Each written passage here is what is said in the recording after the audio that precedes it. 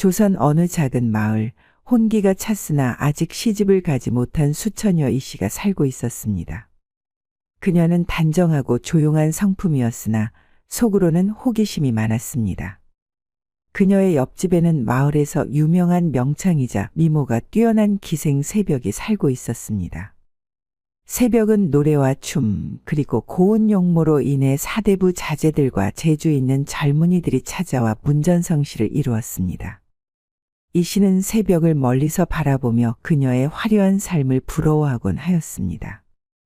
자신은 조용히 바느질을 하고 뜨개질을 하며 살아왔지만 새벽은 자유롭게 웃고 아름다운 옷을 입고 사랑을 속삭이는 남자들과 즐거운 시간을 보냈기 때문입니다.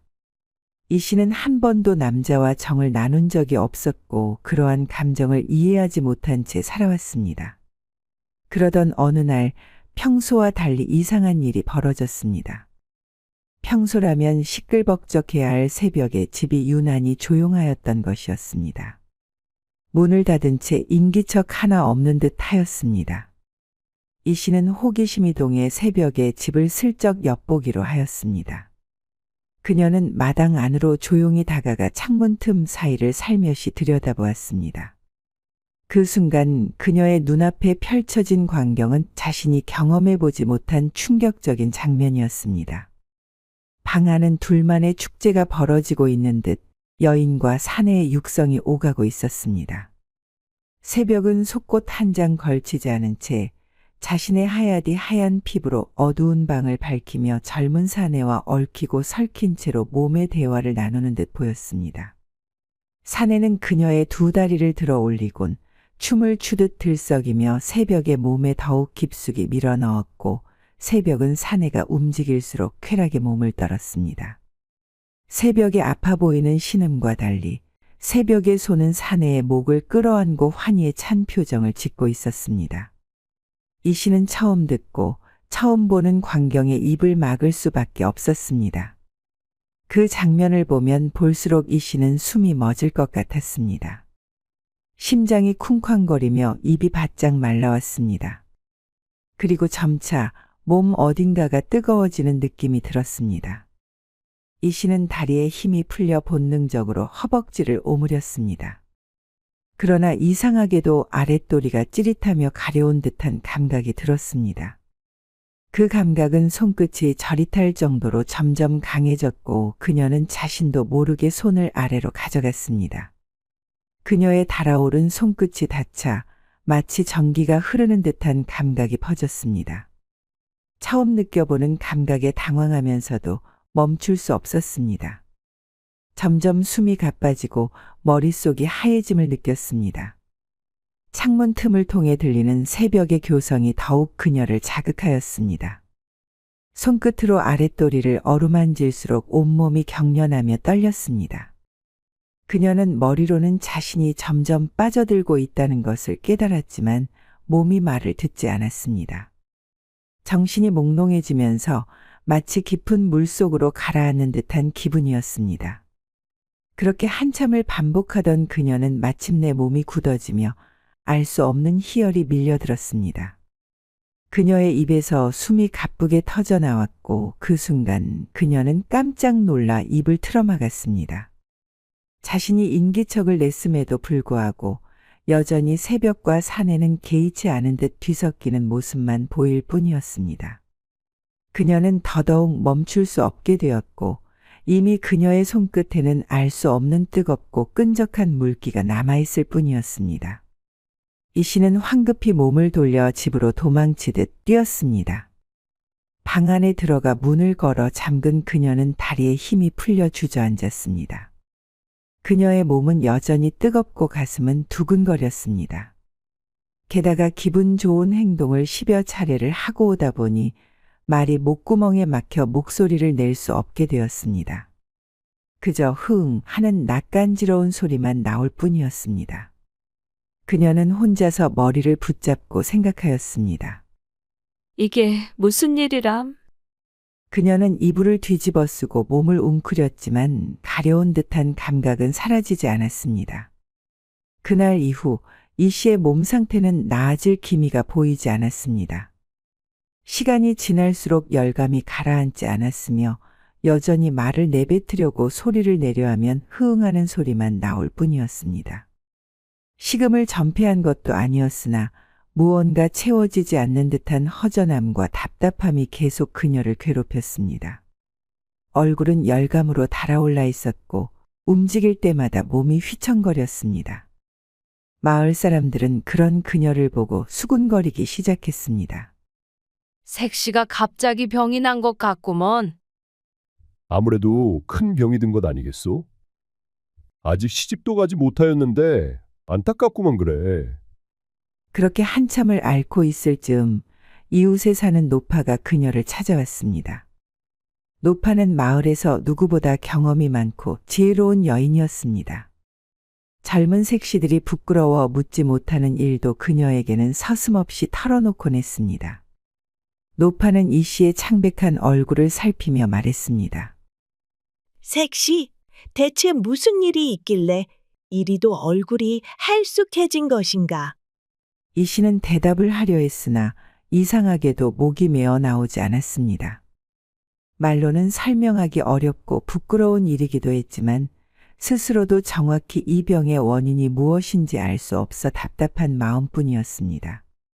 노는 그녀를 한동안 바라보더니 천천히 말했습니다. 말이 안 나오는구만. 그래, 차라리 글로 써서 내게 보여주거라. 이 씨는 떨리는 손으로 종이와 붓을 들었습니다. 그녀는 한참을 망설이다가 자신이 보았던 것과 이후 몸에 일어난 변화를 하나하나 적어나갔습니다. 모든 글자를 적고 난 후 그녀는 붓을 내려놓고 얼굴을 붉히며 시선을 피했습니다. 노는 천천히 그 글을 읽어 내려갔습니다. 그리고 어느 순간 의미심장한 미소를 지으며 고개를 끄덕였습니다. 이제 알겠네. 무슨 일이 있던 것인지 다 알겠어. 그녀의 목소리는 마치 오래전부터 이 답을 알고 있었다는 듯 단호했습니다. 노는 이 씨를 향해 미소 지으며 말했습니다. 이 병은 의원에게 가서 약을 지어 먹을 일이 아니네. 이 병을 고치는 방법은 따로 있지. 이 씨는 불안한 얼굴로 노파를 바라보았습니다. 노는 그녀의 손을 토닥이며 의미심장한 미소를 지었습니다. 자네가 혼기가 차긴 찼나 보구만. 잊지 못할 환희를 경험했으니 그보다 더 큰 환희를 가져다 주어 자네 신음을 뱉게 해줄 사내를 만나야 낫는 병을 얻은 게야. 이 씨는 당황한 듯 깜짝 놀라 얼굴이 더욱 붉어졌습니다. 그녀는 말을 하고 싶었지만 여전히 말이 나오지 않아 손사래를 치며 노파를 쳐다볼 뿐이었습니다. 노파는 당황한 이 씨의 얼굴을 보고는 흐뭇한 미소를 지으며 말을 이어나갔습니다. 그런데 아무 남자가 아니라 색시에게 꼭 맞는 사내가 있어야 한다네. 그녀는 눈을 크게 뜨고는 마치 묻고 싶다는 듯한 표정을 지었습니다. 노파는 의미심장한 표정을 지으며 잠시 고민에 빠졌습니다. 몇 분 후 박수를 치더니 웃으며 말했습니다. 옳거니 색시에게 아주 어울릴 만한 사내가 떠올랐네. 이 마을에 방도원이라 불리는 수총각 의원이 있네. 방 의원은 체격이 건장하고 양의 기운이 차고 넘치는 사람이야. 그러니 색시의 병을 고칠 수 있을 거야. 다만 사회성이 떨어지는 것인지 사람들과 어울리는 것을 어려워하고 눈치가 없는 것이 흠이라네. 이 씨는 알지 못하는 사내의 이름을 듣자 궁금한 듯 눈을 깜빡였습니다. 그러고서는 다시 종이에 글을 써내려갔습니다. 양의 기운이 차고 넘치는 사내가 무엇인가요? 노파는 이를 보고 입가에 장난기 어린 미소를 지었습니다. 그러고는 목소리를 낮춰 슬쩍 속삭이듯 말했습니다. 색시 세상에 양과 음이 있듯이 사람의 몸에도 기운이 있지. 남자는 양의 기운이 강하고 여자는 음의 기운이 강하다고 하네. 그런데 말일세, 어떤 사내들은 그 양기가 보통보다도 훨씬 더 강하게 타고나는 법이지. 이 씨는 고개를 갸웃거리며 필사적으로 이해하려는 표정을 지었습니다. 하지만 아직도 그 뜻을 정확히 알지 못하는 듯 했습니다. 노는 그런 그녀의 모습을 보고 고민하는 듯 보였습니다. 이걸 어떻게 설명해야 할까? 쉽게 말해. 양의 기운이 강한 사내는 밤에 힘이 넘치니 자네와 같은 여인들의 병을 고치는데 아주 효과적인 힘이라네. 그 양기가 음기를 감싸고 균형을 맞춰주면 몸에 열이 가라앉고 기운이 순환되면서 병이 낫는 법이지. 그러더니 노파는 장난스러운 눈빛을 반짝이며 덧붙였습니다. 게다가 방 의원은 침을 놓는 의원이니 그 침 또한 그냥 침이 아니라 양침이라고 할 수도 있겠구만. 이 씨는 그 말을 듣는 순간 얼굴이 새빨개졌습니다. 그녀는 얼른 손으로 입을 가렸지만 두 눈은 동그랗게 떠진 채 종이를 붙잡고 있었습니다. 노파는 그런 그녀를 보며 장난스레 손을 흔들었습니다. 노파는 빙긋 웃으며 말을 이었습니다. 이렇게 자네는 총각 의원에게 치료받고 말도 할 수 있게 되는 것이고 없던 서방이 생기는 것이니 일석이조 아닌가? 이 씨는 얼굴이 더욱 붉어졌지만 가슴 한편에서는 알 수 없는 감정이 일었습니다. 그러나 이 일이 단순한 치료가 아니라 서로의 인연이 될 수도 있는 일이라면 쉽게 결정할 수 없는 일이었습니다. 그녀는 망설이며 정말 괜찮을까요? 라는 듯한 표정을 지었습니다. 노는 조용히 이 씨의 손을 토닥이며 부드럽게 말했습니다. 일단 의원에게 진맥을 받아보세. 그리고 색시도 직접 보고 이야기해보는 게 좋을 거야. 병을 치료하는 것도 중요하지만 서로 마음에 들어야 인연이 될 수도 있는 법 아니겠나. 이 씨는 한동안 고민하더니 조용히 고개를 끄덕였습니다. 그녀는 아직 확신할 수 없었지만 노파의 말처럼 직접 확인해 보는 것이 가장 좋을 것이라 생각되었습니다. 그렇게 두 사람은 방도원을 찾아가는 길에 나섰습니다. 방도원의 집은 마을에서도 한적한 곳에 위치해 있었습니다. 다른 의원들처럼 손님을 맞이하는 것도 아니고 마을 사람들과 어울리는 일도 없어 그의 집은 조용하기 이를 데 없었습니다. 방 의원이 있는가? 한참 후 문이 조용히 열리더니 키가 크고 다부진 체격을 가진 한 사내가 모습을 드러냈습니다. 그의 눈빛은 묵직하였고 입술은 굳게 다물어져 있었습니다. 그는 손님을 맞이하는 예절을 모르는 듯 무뚝뚝한 표정으로 노아 이 씨를 바라보았습니다. 노파는 익숙한 듯 웃으며 말했습니다. 우리 마을의 색시가 갑자기 병을 얻어 이렇게 찾아왔네. 자네의 손길이 필요할 듯 싶어서 말이지. 방도원은 아무 말 없이 고개를 끄덕이며 이 씨를 바라보았습니다. 그리고는 천천히 손을 내밀어 그녀의 손목을 잡았습니다. 이 씨는 그의 거친 손길에 깜짝 놀랐지만 이상하게도 그 손길이 안정감을 주는 듯했습니다. 방도원은 그녀의 맥을 짚으며 조용히 눈을 감았습니다. 한참 후 그는 낮은 목소리로 입을 열었습니다. 이상한 병이요. 노파는 의미심장한 미소를 지으며 방도원을 바라보았습니다. 그러고는 조용히 입을 열었습니다. 그렇지? 이 병은 자네만이 고칠 수 있을 듯하여 찾아왔다고 말하지 않았나? 하지만 방도원은 고개를 갸웃거리며 인상을 쓰며 말했습니다. 제가 가진 의술로는 불가능합니다. 괜찮네. 이건 의술이 필요가 없어. 자네의 양침 한 방이면 모든 게 다 치료가 될 것일세. 자네도 양의 기운이 왕성한 나이 아닌가. 색시의 병을 자네가 치료할 수 있다면 그 또한 인연이 될 수도 있는 일이네. 이 일을 계기로 자네도 부인을 얻고 이 여인도 지아비를 얻을 수 있지 않겠나? 이보다 더한 좋은 인연이 어디 있겠어.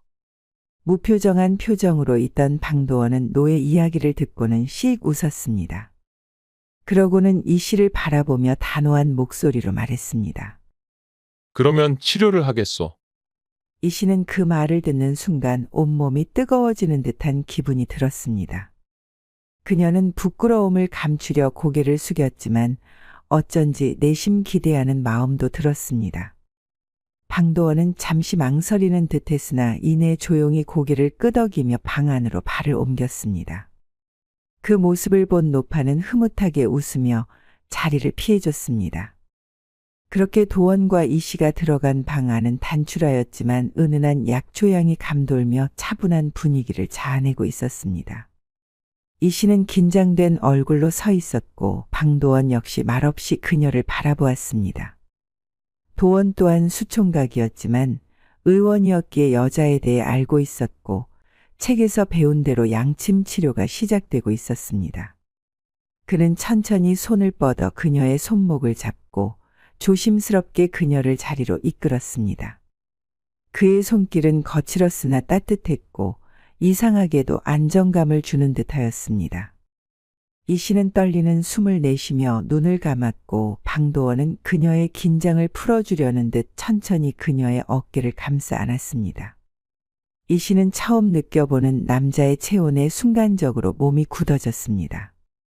그러나 방도원의 손길은 거칠지 않았으며 그녀를 배려하는 듯한 움직임을 보였습니다. 시간이 지날수록 그녀의 몸은 점차 이완되었고 어느새 숨소리도 가벼워졌습니다. 방도원은 그녀의 두 손을 잡고 가만히 바라보았습니다. 그의 눈빛은 진지하고 담담하였으며 마치 치료를 하듯 그녀를 대하고 있었습니다. 그의 손길이 점점 아래로 향할 때 이 씨의 머릿속에는 기생새벽과 사내가 한 몸이 되어 자신을 병들게 하였던 그날의 모습이 떠올랐습니다. 창 너머로 보았던 흐트러진 채 기쁨을 만끽하고 있던 새벽과 같이 자신도 똑같은 환경에 놓여지니 몸이 더욱 뜨거워지는 듯 했습니다. 방도원의 손길이 조심스럽게 그녀를 감싸 앉아 이 씨는 부끄러움과 두려움이 섞인 표정을 지으면서도 점차 그 감각을 받아들이기 시작했습니다. 그는 조심스럽게 그녀의 두 다리를 들어올려 방위원의 입술이 그녀의 몸을 머금기 시작했습니다. 이 씨의 작은 곡실이 적셔지자 이 씨의 엉덩이와 허리가 함께 들렸습니다. 이 씨는 당황하면서도 이상하게 거부할 수 없는 묘한 감각에 사로잡혔습니다. 그녀는 부끄러움과 두려움이 뒤섞인 표정을 지었지만 그의 부드러운 손길에 점점 마음을 놓아갔습니다. 그렇게 방위원은 그녀의 작은 틈을 부드럽게 열고는 그녀를 조심스럽게 채워나갔습니다. 옅은 신음소리가 흘러나왔고 이 씨는 본능적으로 반응하였습니다. 그녀는 순간적으로 입술을 깨물며 당황한 듯 얼굴을 붉혔습니다. 처음 겪는 감각에 그녀의 허리는 저도 모르게 들썩였고 두 손은 방도원의 어깨를 꼭 잡으며 떨리기 시작하였습니다. 방도원은 서두르지 않았고 그녀가 받아들일 수 있도록 천천히 움직였습니다. 마치 침을 놓거나 맥을 짚을 때처럼 그는 차분하게 이 씨의 반응을 살피며 움직였습니다. 그토록 고대하던 해방감을 느끼며 전혀 경험해보지 못한 깊은 감각 속으로 빠져들었습니다.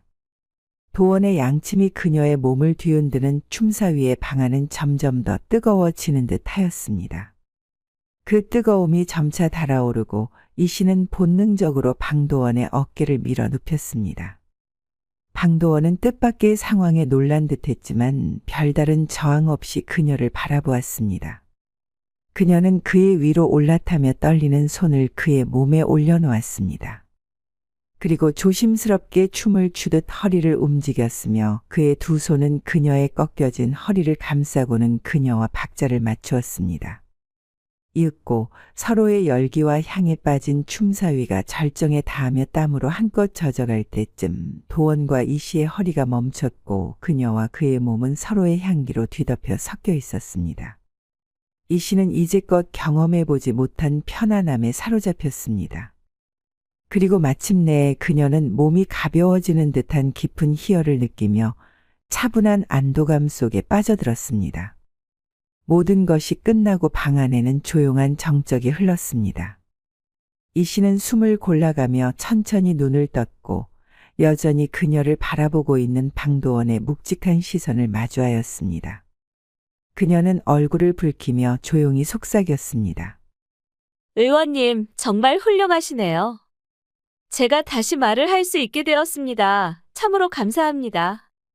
방도원은 아무 말 없이 고개를 끄덕일 뿐이었고 그녀는 그가 여전히 과묵한 사람이란 것을 실감하며 미소를 지었습니다. 이상하게도 그의 침묵이 어색하지 않았고 오히려 믿음직스럽게 느껴졌습니다. 그날 이후 이 씨는 몸이 완전히 회복되었습니다. 그녀는 더 이상 알 수 없는 열감이나 두근거림을 느끼지 않았고 오히려 이전보다 훨씬 가볍고 활력 있는 기운이 돌았습니다. 이 사실을 알게 된 노파는 흐뭇한 미소를 지으며 말했습니다. 자네들도 이제 인연이 된 것이지 않겠나. 그 말에 방도원은 조용히 고개를 끄덕였고 이 씨는 얼굴을 붉히며 수줍게 미소 지었습니다. 결국 두 사람은 노파의 중매로 정식으로 혼인하게 되었고 마을 사람들은 뜻밖의 인연에 놀라워하면서도 곧잘 어울리는 한 쌍이라며 축복해 주었습니다. 혼인 후 두 사람은 점차 정을 쌓아가며 서로를 이해해 갔습니다. 방도원은 여전히 과묵했지만 그의 행동 하나하나에서 깊은 배려가 묻어나왔습니다.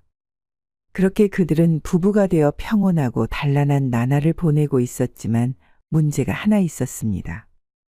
무뚝뚝한 방도원은 의원으로서 환자를 치료하는 일에는 탁월했지만 자신에게 찾아온 손님을 대하는 법을 몰랐습니다. 손님을 맞이하는 인사치레도 익숙하지 않았고 이를 본 아내는 민망함을 느꼈습니다.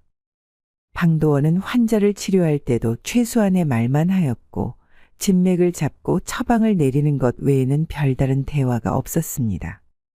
손님이 찾아와도 어떻게 대해야 하는지를 몰랐고 이를 본 아내는 더욱 난감해졌습니다. 그에게 치료를 받으러 온 환자들은 문을 열고 들어오자마자 당황하기 일쑤였습니다. 그는 환자에게 인사를 하는 법이라곤 없었고 진맥부터 잡고는 간단한 병세를 확인한 후 아무런 말 없이 약을 써주었습니다. 환자가 감사의 인사를 건네려 해도 그는 별다른 반응 없이 고개만 끄덕였으며 질문을 해도 최소한의 답변만 내놓았습니다. 의원님, 제가 음식을 조심해야 할까요? 알아서 하시오. 혹시 약을 끓일 때는 얼마나 달여야 합니까? 적당히 하시오. 이처럼 그의 대답은 단답형이었으며 손님들에게 다정한 말 한마디조차 없었습니다. 그나마 사람들이 그의 치료 실력을 높이 평가했기에 참을 수 있었지만 그의 서투른 대인관계는 점점 문제를 불러일으키기 시작했습니다. 이러한 모습을 지켜본 아내이 씨는 점점 답답한 마음이 들었습니다. 그녀는 남편의 실력을 누구보다도 잘 알고 있었지만 그가 지나치게 무뚝뚝하고 사람을 대하는 법을 몰랐기 때문에 환자들이 불편함을 느끼는 것이 안타까웠습니다.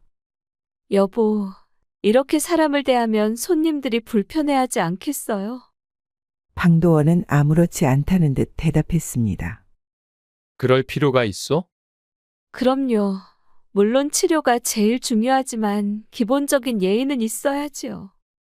손님을 맞이할 때는 인사를 해야 하고 약을 주면서도 조금은 친절한 말이라도 건네는 게 좋지 않겠어요. 방도원은 그녀의 말을 듣고도 무덤덤한 표정을 지으며 고개를 갸웃거렸습니다. 그럼 어떻게 해야 하오? 무릇 손님을 대접하는 도리는 이렇습니다. 처음에는 평안한가를 묻고 다음에는 자리에 앉으라고 청하고 다음에는 증상에 대해 묻고 다음에는 치료법에 대해 설명하시고 그 다음에는 자리에서 일어나 조심히 가라고 인사하여 환자의 기분을 상하지 않도록 하시는 것이 환자를 대접하는 도리라 생각됩니다.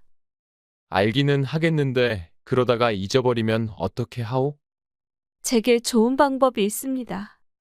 새끼줄로 당신의 고환을 묶고 한쪽 끝을 쥐구멍으로 내보낸 다음 손님이 올 때면 내가 그것을 잡아당길게요. 한 번 잡아당기면 평안한가를 묻고 두 번 당기면 자리에 앉기를 청하고 3번 잡아당기면 증상에 대해 묻고 4번 잡아당기면 치료가 끝난 환자에게 잘 가시라고 인사하세요. 네, 마땅히 그에 맞춰 시행하겠습니다. 이것으로 차례를 삼으면 될 것입니다. 그 개책이 몹시 절묘하구려. 그 후 그 사람은 몇 번씩 그 방법을 익혀두었습니다. 그 방법이 별탈 없이 먹히고 있을 무렵 며칠 후 마을에 유지가 의원을 방문하였습니다.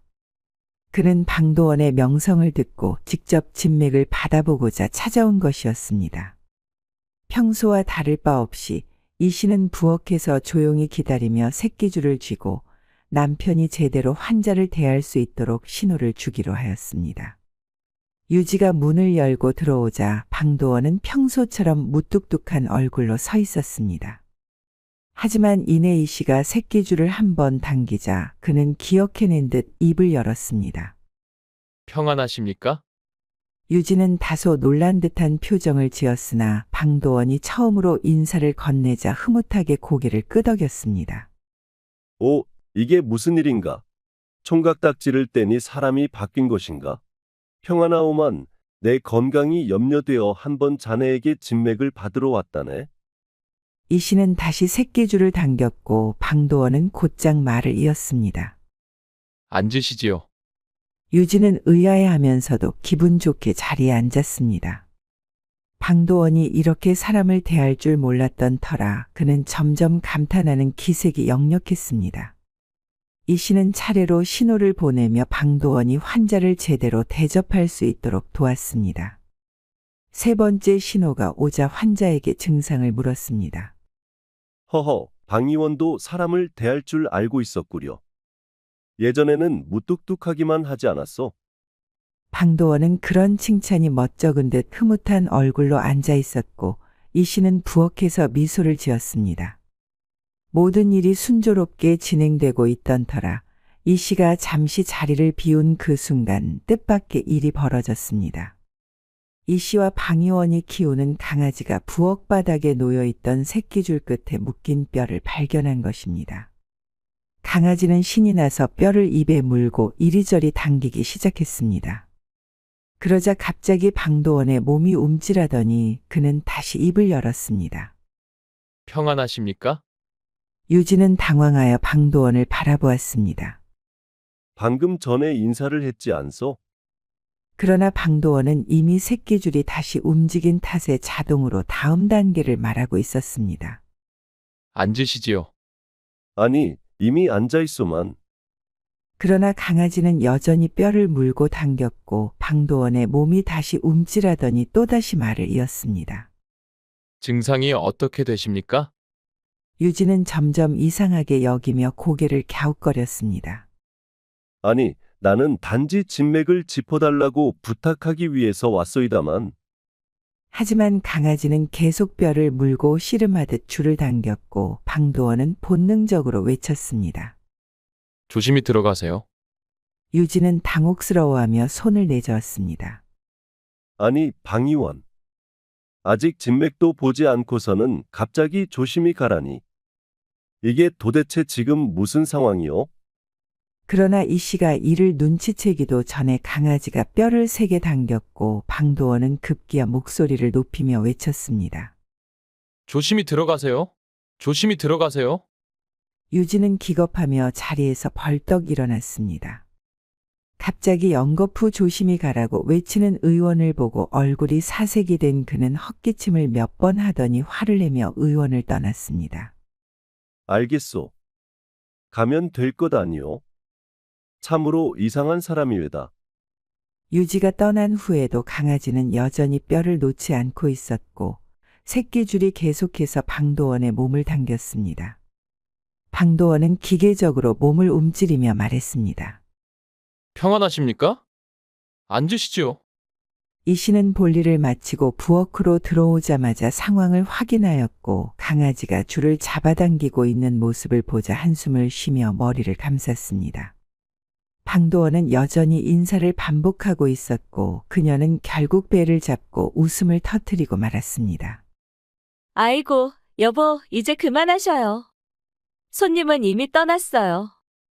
그러나 강아지는 여전히 새끼줄을 당기고 있었고 방도원은 기계적으로 대사를 반복했습니다.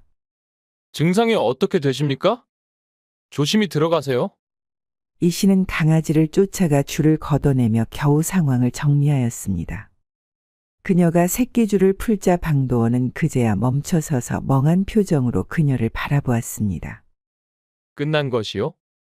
이 씨는 다시 한번 크게 웃으며 고개를 끄덕였습니다. 네, 여보. 이제 그만 쉬셔도 돼요. 그날 이후 방도원의 기묘한 손님 맞이 사건은 마을에서 빠르게 퍼져나갔습니다. 사람들은 그가 여전히 과묵하지만 손님을 맞이할 때만큼은 이전과 달리 누구보다도 열성적이라는 이야기를 떠올리며 웃곤 했습니다.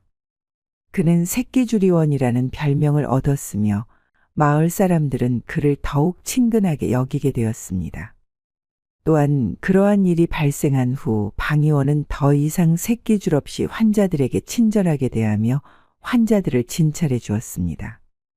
결국 방도원은 점차 환자들에게도 친절하게 대해가며 의원으로서의 실력은 여전히 뛰어났기에 환자들은 꾸준히 그를 찾았습니다. 마을 사람들은 방의원의 특별한 손님 맞이법을 경험한 이후 자연스럽게 새끼줄과 뼈를 들고 의원을 찾는 것이 전통이 되었습니다. 그렇게 방의원과 이 씨도 행복하게 살아갔고 그들과 더불어 집에 있는 강아지는 매번 뼈를 가져오는 환자들 덕분에 매일 뼈 맛을 보며 꼬리를 흔들었다고 합니다. 조선 팔도의 남쪽 굽이굽이 흐르는 월곡천 강가에는 외로운 나루터가 하나 있었답니다. 원래 이 나루터는 강쇠 노인이라 불리던 청명이의 아버지가 운영하던 곳이죠. 하지만 하늘이 무심하게도 어느 늦가을 아버지는 갑작스레 세상을 떠나고 말았답니다. 혈혈단신으로 남은 청명이는 17 꽃다운 나이에 아버지의 나룻배를 이어받아 뱃사공 노릇을 시작했답니다. 청명이는 어여쁜 얼굴에 허리가 가늘고 손발이 야무져 처녀임에도 불구하고 노젓는 솜씨가 산에 못지않았죠. 처음에는 마을 사람들이 어린 처녀에게 목숨을 맡기는 게 찜찜하여 머뭇거리기도 했지만 시간이 지날수록 청명의 솜씨가 제법 믿음직스러워졌답니다. 게다가 젊고 고운 처녀 뱃사공이라는 소문이 이웃 마을까지 퍼지자 일부러 그녀의 배를 타려고 먼 길을 찾아오는 젊은 사내들도 꽤나 있었답니다. 하루는 나루터의 건장한 젊은이 몇이 몰려와 청명이의 나룻배에 오르면서 능청스러운 웃음을 짓기 시작했답니다. 한 녀석이 에이, 이리 노를 잘 저으니 뱃사공아씨 허림이 장정 못지 않겠어. 혼례날 남편 될 양반이 꽤나 고생하겠구만. 하며 농을 던지자 다른 녀석이 받아 그럼 청명 낭자와 혼례하는 이는 팔자를 타고난 것이지. 밤이면 노를 젓듯 어찌나 힘차게 팔을 흔들겠소. 그 집에선 등불 꺼질 날 없겠네 그려. 하며 깔깔댔죠. 듣고 있던 다른 사내도 슬며시 미소를 지으며 노젓는 솜씨가 좋아 배도 잘 띄우니 혼인을 하고 나면 밤새 배가 방바닥에 몇 번이나 떠오를 테지? 저리 예쁜 낭자가 어찌 그리 힘이 셀까? 남정네들 체면이 영말이 아니게 되었구나. 하며 짓궂게 말을 보탰답니다. 이렇게 하루 이틀 반복되는 사내들의 짓궂은 농담에도 청명이는 부끄러운 표정만 지을 뿐 딱히 화를 내거나 타박을 하진 않았죠. 오히려 그녀의 여유로운 미소와 부끄러워 붉어진 두 볼이 보는 이들의 마음을 더욱 설레게 했답니다. 한 번은 건너 마을의 천덕꾸러기 선비가 글 읽는 척하며 청명이의 배를 탔다가 여봐라. 내가 이 배를 탈 적마다 책장 넘기는 소리가 배의 물살 소리와 어우러져 그리 절로 머리에 들어오는구나. 하며 허풍을 떨다 물에 빠져 망신을 당한 일도 있었죠. 이런 일이 여러 번 이어지다 보니 청명이도 점차 나루터 일에 익숙해졌고 마을 사람들 또한 그녀를 하나의 당연한 존재로 여기게 되었답니다. 그러던 어느 날 황참복내 집사로 일하는 태묵이라는 청년이 처음으로 배에 올랐답니다. 태묵이는 마을에서 알아주는 성실한 총각으로 어려서 부모를 잃고 가진 고생 끝에 황참봉의 신임을 얻어 지금은 그의 재산을 관리하는 집사가 되었죠. 태묵이가 나루를 건너야 하는 것은 황참봉의 논밭이 모두 강 건너편에 흩어져 있었기 때문이랍니다. 논밭을 살펴 소작료를 매기려면 날마다 이 강을 건널 수밖에 없었죠. 매일 같은 배에 타게 된 태묵과 청명이는 자연스럽게 말문을 트게 되었답니다. 태묵이는 청명에게 날씨며 수학이며 이런저런 농담을 건네며 다가갔죠. 처음엔 청명이가 무뚝뚝하게 굴었지만 마음 착하고 예의 바른 태묵이의 성품에 점차 마음을 열었답니다. 어느 날 저녁 무렵 비가 갑자기 퍼붓기 시작해 태묵은 집으로 돌아가지 못하고 청명이의 집에 잠시 피하게 되었답니다. 두 젊은이가 호롱불 아래 마주 앉아 이야기를 나누자 그동안 말 못했던 속내가 터져 나오기 시작했죠. 태묵이는 어릴 적 부모를 잃고 겪은 서러운 사연을 털어놓았고 청명 또한 홀로 살아가며 느끼는 외로움과 고단함을 털어놓았답니다. 이야기를 나누던 두 사람의 눈에는 어느새 눈물이 맺혔고 서로를 바라보며 안타까움과 애틋한 마음을 느꼈답니다. 결국 이날 밤을 계기로 둘의 관계는 급속히 깊어져 사랑의 싹이 움트기 시작했죠. 호롱불이 아슴아슴 흔들리며 그림자를 길게 들이우는 작은 방 안은 두 사람의 숨소리로 가득 찼습니다. 태묵의 두 눈은 마치 청명을 품으려는 듯 깊게 빛났고 청명의 수줍은 두 볼은 어느새 단풍잎처럼 붉게 물들었죠. 태묵이 청명이의 가늘고 흰 손을 조심스럽게 잡으며 네, 오늘 너와 나 사이의 강을 건너려 하니 뱃사공이 되어 나를 건네주겠느냐? 라며 능청스럽게 말을 걸자 청명이는 부끄러워 눈을 살짝 내리깔며 어찌하겠어요. 밤 강물이 깊고도 차다하니 내가 몸으로라도 다리 놓아 건너게 해드려야지요. 라며 수줍게 웃었답니다. 태묵이 미소를 머금으며 청명이를 살며시 품에 안으니 그녀의 향기가 코끝을 간지럽혔죠. 떨리는 손길로 옷고름을 천천히 풀어내는 태묵의 손길에 청명이의 숨소리가 짧아졌습니다. 어찌 그리 손이 떨리시오. 평소 나루터에선 강풍에도 흔들리지 않던 손이었는데 말이오. 라는 농담에 태묵이 미소를 지으며 대답했답니다. 당신이라는 배는 물살보다 더 거칠고 강풍보다 더 매서워 내 정신이 혼미하여 몸이 흔들릴 수밖에 없구려. 둘의 웃음소리가 섞이며 방 안은 점점 더 달콤한 열기로 가득 찼습니다. 호롱불이 아스라이 빛을 뿌리는 동안 두 사람의 몸과 마음이 하나가 되어 긴긴 밤을 밝혔습니다. 두 사람이 함께 만드는 사랑의 물결은 강물을 건너듯 서서히 깊고 부드럽게 흘러갔죠. 청명의 가냘픈 숨결이 태묵의 귀에 닿을 때마다 그는 달콤한 고통과 기쁨 속에서 더욱 그녀를 꼭 끌어안았답니다. 그렇게 서로의 몸을 탐하며 긴 밤을 보낸 두 사람은 봄이 오기 전 벌써 서로의 마음속에 만개한 꽃을 피우고 있었답니다. 그 후로 태묵은 수시로 청명이의 집을 찾아와 약과나 인절미를 건네주며 그녀의 안부를 살폈답니다. 어느 겨울밤엔 호롱불 아래서 슬쩍 청명이의 고운 손을 잡고 이 추운 겨울밤 내 곁에서 늘 따뜻하게 해주고 싶구나. 하며 고백을 하기도 했답니다. 이윽고 꽃피는 봄이 찾아왔습니다. 청명의 마음에도 꽃이 피어나듯 그녀의 얼굴도 더욱 곱게 피어났죠. 마침내 태묵은 청명이의 손가락에 예쁜 은반지를 끼워주며 혼인을 약속했답니다. 나루터에서 고단한 삶을 살아가던 처녀 뱃사공 청명이는 이제 태묵과의 사랑으로 외롭지 않고 봄꽃보다 환하게 웃을 수 있었답니다. 가난한 살림살이에도 불구하고 두 사람은 평생을 함께하기로 마음먹었죠. 태묵이는 낮이면 황참봉의 집사로 부지런히 일하며 논밭이며 곡간이며 관리에 여념이 없었답니다. 청명이 또한 나룻배를 몰며 하루 종일 노를 젓는 탓에 손에 굳은 살이 박히고 허리가 저리기도 했죠. 그러나 이들이 진정한 성실함을 발휘하는 것은 해가 저물어 호롱불이 켜진 뒤의 일이었답니다. 마을 사람들은 두 사람의 성실함을 비웃듯 농을 던졌죠. 낮에는 일터에서 그리 고생하는데 밤이면 어찌 그리 체력이 좋단 말인가? 천하장사라도 밤이면 잠을 자야 하거늘. 하고 혀를 찼답니다.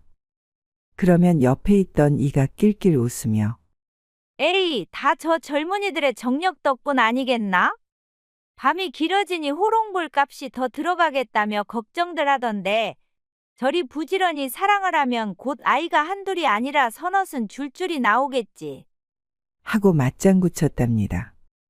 마을 안악들은 정말이지 둘 다 저리 튼튼한데 어찌 가난을 면하지 못한단 말인가. 애가 줄줄이 생겨봐야 그때 가서 정신을 차리지. 하며 혀를 차곤 했답니다. 그렇게 두 사람의 밤이 길어질수록 마을의 농담도 길어졌지만 정작 당사자들만은 아무렇지도 않은 듯 더욱 성실히 긴 밤을 보내었답니다. 청명과 태묵이 사랑의 꽃을 피워가던 그 무렵 나루터에는 또 다른 사람이 드나들기 시작했답니다. 그 사람은 바로 마을에서 마을로 떠돌며 박물을 파는 인섭이라는 박물 장수였죠. 인섭은 마른 체구의 눈빛이 날카롭고 입담이 좋아 마을 사람들에게 인기가 많았답니다. 특히 젊은 처녀들과 아낙네들 사이에서는 그가 나타날 때마다 웃음꽃이 활짝 피었죠. 하지만 인섭의 마음 한편에는 늘 외로움이 자리 잡고 있었답니다. 부모를 일찍 잃고 오랫동안 떠돌며 살아온 탓이죠. 어느 날 인섭이 청명의 배를 타고 나루를 건너면서 두 사람은 말문을 열게 되었답니다. 나루터의 꽃이라 불리는 뱃사공 아씨를 보니 왜 이곳이 사람들로 북적이는지 알겠소이다. 인섭이 능글맞게 웃으며 말을 걸자 청명은 그저 미소로 화답하며 꽃이라 하니 몸둘 바를 모르겠지만 손님이 내 배를 타니 꽃도 활짝 피는 듯하네요. 하며 농담으로 응수했죠. 이윽고 두 사람은 자주 만나며 조금씩 친분을 쌓았답니다. 한편 태무기도 인섭과 나루터에서 우연히 만나 서로 이야기를 나누다 보니 마음이 맞아 형제처럼 친해졌죠.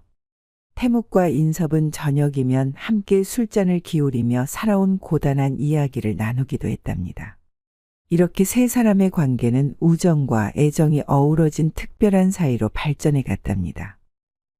평화롭던 어느 봄날 아침, 청명이 여느 때와 같이 나룻배를 띄우려는 순간 마을에서 악명이 높은 왈패 셋이 나루터에 나타났답니다. 이들은 마을에서 제일 악질로 이름난 패거리였죠. 그중 한 놈은 사또의 생질로 그 권세를 등에 업고 마을 사람들에게 온갖 못된 짓을 서슴지 않았답니다. 다른 하나는 만석군 집안의 막내로 돈으로 온갖 악행을 덮어버리는 악덕한 녀석이었고 마지막 하나는 늘 품속에 단검을 숨기고 다니며 사람들에게 공포심을 심어주는 악랄한 싸움꾼이었죠. 이 셋은 고을에 잔치나 혼례가 있을 때면 마치 약속이라도 한 듯 나타나곤 했습니다. 하루는 마을에 큰 혼례가 벌어졌을 때의 일이었죠. 혼례 잔치가 한창 무르익어 신랑 신부가 절을 올릴 무렵 사또의 생질인 왈패가 갑자기 큰 소리로 외쳤습니다. 아이고, 신랑 꼴이 그게 뭔가? 저리 초라한 얼굴과 몸뚱어리로 어찌 신부를 만족시키겠느냐? 이에 만석군 막내가 큰 웃음을 터뜨리며 덧붙였죠. 저런 빈약한 녀석에게 시집을 가려니 신부가 참 안 됐소이다. 신부가 불쌍하여 내가 오늘 밤 직접 위로라도 해줘야겠소. 이 말에 사람들은 술렁이며 당황했지만 이 왈패들의 위세에 감히 나서서 항의하는 이가 없었답니다. 이때 품속에 단검을 숨긴 싸움꾼 녀석이 거칠게 술상을 엎으며 잔치 분위기가 너무 얌전하니 재미가 없군. 잔치집이라면 피 터지는 구경쯤은 있어야 제맛이 아니겠느냐? 하며 옆에 있던 사람에게 시비를 걸기 시작했죠. 갑작스런 난장판에 마을 사람들은 혼비백산했고 결국 혼례는 온통 울음바다가 되어 파투가 나고 말았답니다. 이들의 횡포는 날이 갈수록 더욱 심해졌습니다. 마을 사람들은 혼례나 잔치가 다가올 때마다 공포와 불안에 떨며 그들의 눈치를 살펴야 했고 혹여 왈패들이 나타날까 두려워 미리 술과 돈을 마련하여 바치는 것이 관리가 되어버릴 정도였죠. 이 때문에 마을의 분위기는 늘 어둡고 침울해져 갔습니다. 또 한 번은 마을에서 평판 좋던 청년 하나가 왈패들과 시비가 붙었다가 무자비하게 두들겨 맞은 일이 있었습니다. 이 청년은 억울한 마음에 사또에게 울면서 억울함을 호소했죠. 그러나 사또는 생질의 행패를 엄히 다스리는 대신 그저 가볍게 타이르는 데 그쳤답니다. 마을 사람들 앞에서 생질의 잘못을 꾸짖기만 했으니 정작 피해를 본 청년은 더 큰 원한을 품게 되었죠. 이를 알게 된 사또의 생질은 몹시 괘씸하게 여기며 이 미천한 놈이 나를 욕보이게 했다. 다시 마을 청년을 찾아가 이전보다 더욱 가혹하게 매질을 퍼부었답니다. 온몸이 피멍으로 뒤덮인 청년은 결국 마을을 떠날 수밖에 없었고 이 일로 마을 사람들은 더욱더 왈패들의 보복과 횡포를 두려워하게 되었죠. 왈패들의 모습을 본 나룻배 위의 사람들은 금세 안색이 어두워졌답니다. 어떤 이는 한숨을 쉬며 고개를 떨구고 다른 이는 이마에 땀을 흘리며 불안한 눈빛으로 서로를 바라보았죠. 아니, 이 자들이 왜 하필 오늘 이 시간에 나타났단 말인가? 또 무슨 해코지를 할지 모르겠네. 사람들의 목소리는 나지막했으나 떨림이 뚜렷이 느껴졌답니다. 배에 탄 아낙네들은 슬그머니 몸을 움츠리며 자식들을 품에 바짝 끌어안았고 장정을 비롯한 다른 이들은 애써 무관심한 척 강물만 바라보았답니다. 이전에 왈패들이 배를 뒤엎을 뻔한 일도 있고 사람을 물에 빠뜨려 생명을 위태롭게 한 적도 있었기에 나룻배에 탄 사람들은 불안으로 마음 졸이며 그들의 눈치를 살폈답니다. 그 불안과 두려움은 봄날의 따뜻한 햇살마저 얼어붙게 만들 정도였답니다. 왈패 셋은 나룻배에 오르며 청명을 보자마자 노골적인 웃음을 지으며 음흉한 농을 던졌답니다. 아씨가 어찌 이리 곱고 몸매가 좋으신가? 오늘은 우리가 배삭 대신 다른 것을 주면 어떻겠소? 라며 능글거리자 청명은 긴장한 채로 애써 태어난 척했죠. 손님들, 헛된 말은 그만하시고 얌전히 배에 앉으셔요. 하지만 왈패들은 청명의 말을 아랑곳하지 않고 점점 더 심한 말을 퍼붓기 시작했답니다. 그 순간 박물장수 인섭이 나타나 청명의 곁으로 다가섰습니다. 아무리 날뛰는 녀석들이라도 나루터에서만큼은 예의 있게 굴어야 하지 않겠소? 인섭의 말에 왈패들은 코웃음을 치며 인섭을 노려보았죠. 박물이나 팔던 녀석이 주제도 모르고 참견이냐? 왈패들은 인섭을 밀쳐냈고 분위기는 점점 더 험악해졌답니다. 인섭을 거칠게 밀쳐낸 왈패들은 점점 더 험악한 얼굴로 나룻배 위를 서성였습니다. 분위기는 차갑게 얼어붙었고 사람들은 숨죽이며 이들이 어떤 행패를 벌일지 초조하게 기다리고 있었죠. 특히 품속에 단검을 품은 싸움꾼 왈패가 칼자루를 꺼내 장난스럽게 빙빙 돌리며 비웃듯 사람들을 둘러보자 배 위의 사람들은 더욱 공포에 떨었습니다. 사또의 생질은 청명의 팔을 붙잡으며 거칠게 끌어당겼고 청명이 다급히 뿌리치려 하자 그 손길은 더욱 강압적으로 변해갔죠. 오늘 이나룻배의 운항은 우리가 결정하겠소이다. 만석군의 막내가 큰 소리로 외치며 으름장을 놓자 나루터는 일순간 싸늘한 정적에 휩싸였습니다. 봄날의 따뜻한 햇살도 이들의 횡포 앞에서는 무력하게 물러났답니다. 청명은 결국 견디다 못해 분노를 터뜨리며 왈패들에게 소리쳤습니다. 이 무례한 자들아, 나루터에서 행패를 부리면 천벌을 받을 것이니 당장 멈추거라. 그녀의 갑작스러운 호통에 순간 놀란 왈패들은 잠시 당황했지만 이내 악랄한 웃음을 지으며 더욱 기세등등하게 행동했죠. 나룻배가 강 건너편에 닿자마자 왈패들의 손길은 더욱 거칠어졌답니다. 청명의 비명이 강변을 가득 메웠지만 배 위에 타고 있던 사람들은 모두 굳어버린 듯 움직이지 못했죠. 시름판에서 몰고 온 황소만큼이나 힘이 센 장정이며 수십 근의 쌀가마를 지고 심리를 단숨에 달렸다는 장정들도 차갑게 등을 돌리고 입을 굳게 닫았답니다. 누구도 권력과 돈을 믿고 행패를 부리는 왈패들과 맞서려 하지 않았던 것이죠. 청명이 도와주세요. 제발 사람 좀 살려주세요. 라고 애타게 외쳤지만 그 소리는 메아리가 되어 허공에서 허망하게 사라졌답니다. 오직 박물장수 인섭만이 이 비참한 광경을 외면할 수 없었죠. 가느다란 몸으로도 그는 주저없이 뛰어들어 이 비겁한 놈들아. 사람을 저렇게 괴롭혀도 되는 것이냐? 하며 분노의 함성을 터뜨렸답니다. 왈패들이 숲속으로 끌고 가는 청명을 향해 인섭은 필사적으로 달려들었습니다. 그는 주먹과 발길질로 맞서며 왈패들에게 저항했지만 애초의 싸움에는 능숙하지 못한 터라 곧바로 맞아 쓰러지고 말았죠. 만석군 막내놈이 조롱하며 웃으며 이 떠돌이 박물장수가 무슨 영웅놀이라도 해보겠다고? 하며 인섭을 발로 짓밟았답니다. 단검을 든 싸움꾼 왈패는 인섭을 차갑게 노려보며 위협했죠. 이놈아, 목숨이 아까우면 섞어줘라.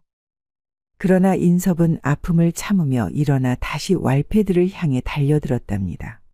청명의 울음 섞인 비명소리가 그의 심장을 불태우듯이 자극했기 때문이죠. 인섭의 저항은 비록 필사적이었으나 곧 왈패들의 무자비한 폭력 앞에 무너지고 말았습니다. 그들은 분노에 찬 얼굴로 인섭을 구타했고 급기야 그의 얼굴은 피로 뒤덮이고 온몸은 상처투성이가 되었죠. 결국 인섭은 숲의 한 구석에 쓰러져 몸을 가누지 못하게 되었답니다. 숲속에 끌려간 청명은 필사적으로 몸부림쳤습니다.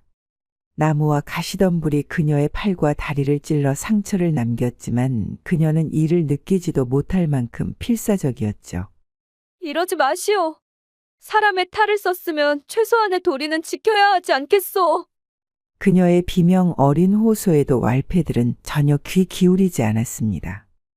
사또의 생질이 조롱하듯 웃으며 말했죠. 사람의 탈을 썼다고 다 사람이 되는 것은 아니지, 뱃사공 아씨. 우리 같은 자들에게 도리를 찾다니 참 어리석은 일이구나. 그의 말에 만석군 막내가 불쾌하게 웃으며 덧붙였습니다. 이 아씨가 너무 시끄러우니 입을 막아야겠소. 강변에서 배를 탈 때부터 마음에 들었는데 이제야 제대로 말을 섞게 되는구먼. 청명은 이들의 말을 들으며 더욱 몸부림쳤지만 그녀의 저항은 그저 왈패들의 웃음거리만 될 뿐이었습니다. 품속에 단검을 든 싸움꾼 왈패는 비정한 눈빛으로 청명을 바라보며 협박했죠. 조용히 하지 않으면 내 얼굴에 평생 지워지지 않을 흔적을 남겨주마. 이제는 순순히 굴거라. 청명은 그의 싸늘한 목소리에 몸이 굳었지만 그래도 마지막 힘을 다해 저항을 멈추지 않았습니다. 만석군 막내는 그녀를 땅바닥에 밀어붙이며 더러운 손길을 뻗쳤고 다른 왈패들도 어깨를 으쓱하며 비웃었죠. 이러지 마세요. 제발 이러시면 안 됩니다. 청명의 애원은 메아리 없이 공허한 숲속을 맴돌았습니다. 우리가 무얼 하든 이 마을에서는 아무도 우리에게 맞서지 못하지? 오늘 내가 이렇게 되는 걸 본 사람들도 못 본 척 눈을 감아줄 게 뻔한데 뭘 그리 절규하느냐? 내 운명이다 생각하고 포기하는 편이 덜 고통스러울 거야. 사또의 생질은 그녀의 절망적인 얼굴을 보며 웃음을 참지 못했습니다. 청명은 비참한 심정으로 눈물을 흘리며 마음속으로 마을 사람들을 원망했습니다. 그러나 그녀의 가장 깊은 마음속 한구석에 있던 미약한 희망마저 꺾이는 순간 청명은 자신을 돕기 위해 싸우다 처참히 쓰러진 인섭의 얼굴을 떠올리고 있었습니다. 그의 진심 어린 모습이 마음속에서 한없이 복잡한 감정을 일으켰지만 그녀의 마음은 이미 차갑게 얼어붙기 시작했습니다. 왈패들은 잔인한 웃음을 지으며 청명을 둘러싼 채 어둠 속으로 그녀를 더욱 깊이 끌어당겼습니다. 그들의 흉악한 웃음소리와 청명의 흐느낌은 봄의 따뜻한 햇살이 닿지 않는 깊은 숲속에서 허공을 맴돌다 사라졌습니다. 숲속 깊숙한 곳에서는 청명이 끌려가 말할 수 없는 고통을 당했죠. 그녀의 비명은 곧 흐느낌으로 바뀌고 이내 침묵으로 바뀌어 갔습니다. 그 순간 그녀의 가슴에 피어오른 건 슬픔과 치욕뿐만이 아니었죠. 자신을 지켜주지 않은 마을 사람들에 대한 원망 그리고 그나마 자신을 도우려다 처참히 쓰러진 인섭에 대한 복잡한 감정이 그녀의 가슴을 억눌렀답니다. 얼마 후 청명은 숲에서 흐트러진 채로 걸어 나왔습니다. 그녀는 옷이 찢어지고 머리가 헝클어진 채 걸음을 옮겼지만 눈빛만큼은 한없이 차갑고 냉정했죠. 인섭이 비틀거리며 그녀를 향해 손을 뻗었지만 청명은 그를 무정하게 외면하며 돌아섰답니다. 인섭 오라버니 항상 절 챙겨주어 고맙소. 태묵에게는 말하지 마오. 그녀의 중얼거림은 바람에 섞여 희미하게 들렸죠. 왈패들은 다시 웃으며 청명에게 다가왔습니다. 사또의 생질이 비웃듯이 말했죠. 이제 다시 강 건너러 가자구나. 저 겁쟁이 놈들이 아직 배 위에 있겠지? 그들은 다시 나룻배를 향해 걸어갔고 청명도 그들을 따라 아무 말 없이 나섰답니다. 인섭은 간신히 몸을 추스르며 비틀거리는 다리로 일어나 청명을 향해 다가갔습니다. 청명아, 내가 배를 저을 테니 너는 좀 쉬도록 하여라. 몸도 마음도 지쳤을 텐데. 그의 목소리는 상처로 갈라졌지만 다정하고 배려가 깊었죠. 하지만 청명은 그의 손길을 차갑게 뿌리치며 날카롭게 소리쳤습니다. 이 일은 내 일이오. 오라버니가 참견할 일이 아니니 내버려 두시오. 그녀의 말은 분노와 깊은 상처가 뒤섞여 인섭의 가슴에 날카롭게 꽂혔답니다. 청명의 차가운 눈빛과 거친 행동에 인섭은 당황하며 서운함을 느꼈습니다. 방금까지 자신의 모든 힘을 다해 그녀를 돕고자 싸웠던 그의 진심이 부질없이 느껴졌죠. 청명아, 난 그저 내가 걱정되어 그런 것이었는데. 인섭의 떨리는 목소리는 더 이상 청명에게 닿지 못했습니다. 청명은 이미 등을 돌린 채 냉정하게 강물을 바라보며 노를 집어들었습니다.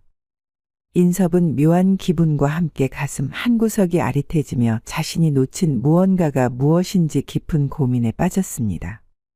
자신이 아무리 애쓴들 그녀의 마음속 깊은 상처를 감싸지 못했다는 절망감이 그의 마음을 무겁게 짓눌렀답니다.